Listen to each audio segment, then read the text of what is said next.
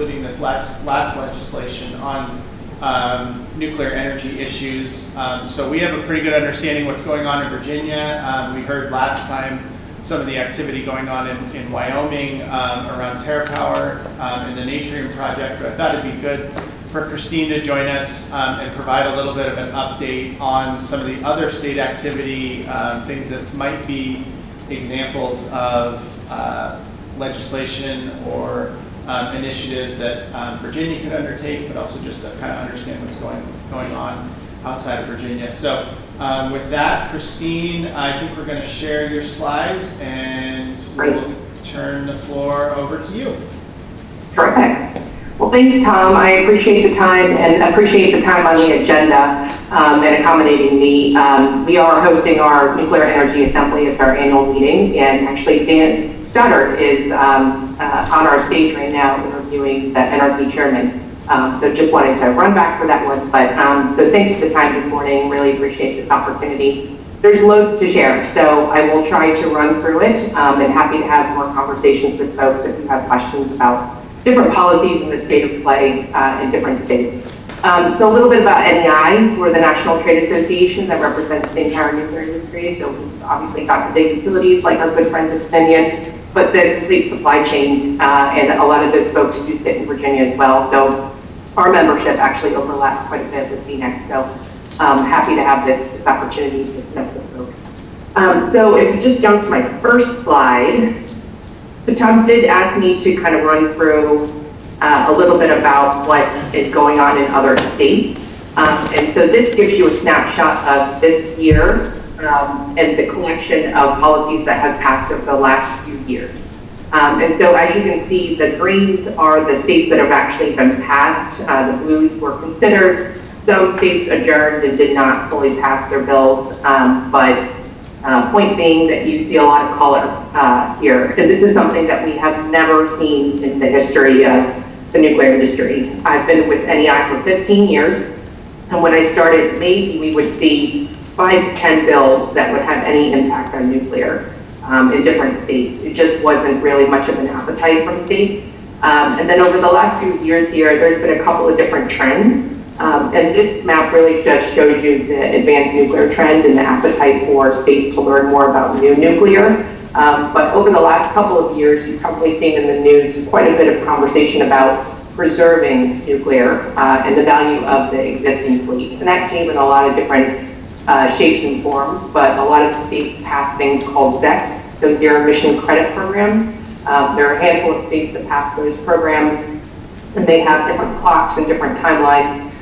So all those states are kind of going through that journey. But really what we saw this year, and we were ready for it in terms of we expected states to be looking at new nuclear, but the scope of policies that states started to consider was much bigger than what we had anticipated. Don't get me wrong, we're very eager to accommodate all of these states interested in nuclear, in new nuclear, but really just want to make sure that we're providing policymakers with the best information so that they can make informed policy decisions.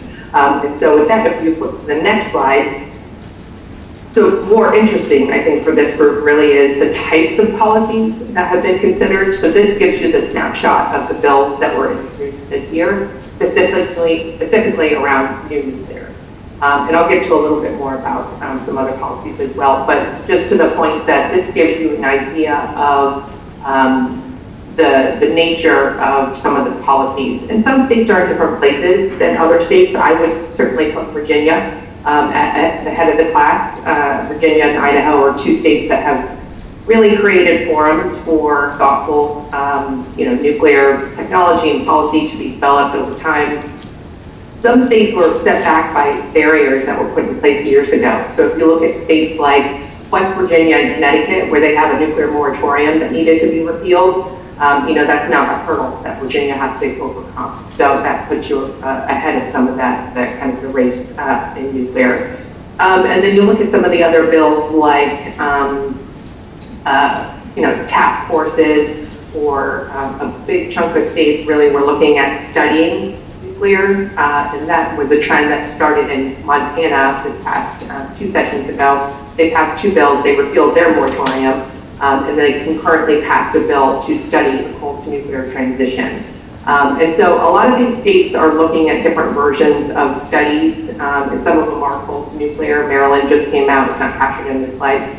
Maryland Energy Administration just provided a grant to X Energy to study a full nuclear transition. But just to the point that there's different versions of what a feasibility study would look like. And frankly, I'm a fan of that. I think that they all should look different.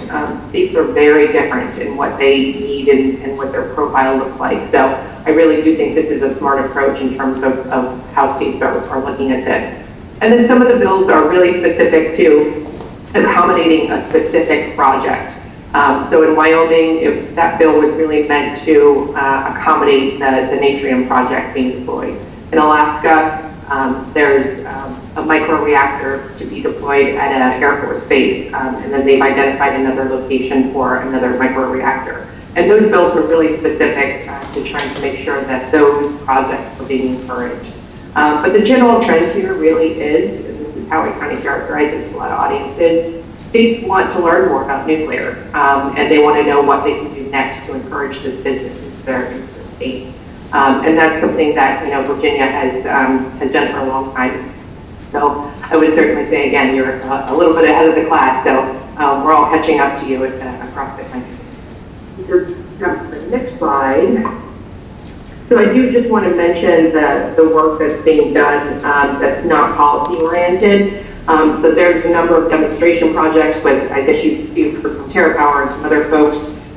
Maybe you've heard from UAMPS or some other folks around these projects, but these are the states where there's really important work being done around stakeholder engagement. And so they're not passing bills necessarily, but they are doing a lot of the work in terms of encouraging community support and making sure that the community is informed and there's public forums to share information, to answer questions, because the projects are actually being deployed in these states. Washington and Wyoming have the demonstration projects. Idaho has the carbon-free power project that is meant to be deployed at the Idaho National Lab. And then in Tennessee, you've got Tennessee Valley Authority that just committed to a new nuclear program. So it's very exciting for that entire Appalachian region, actually. But just to the point that there's a lot of work being done that is not necessarily policy-oriented, but it's still very important to new nuclear deployment.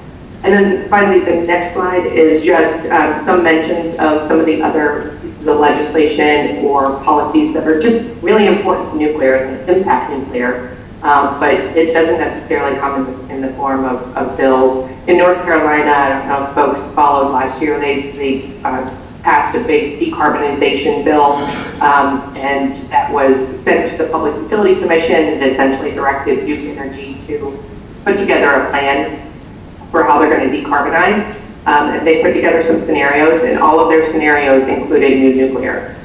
So just terrific. So all the options include the existing fleet and new nuclear and how they're going to reach the goal.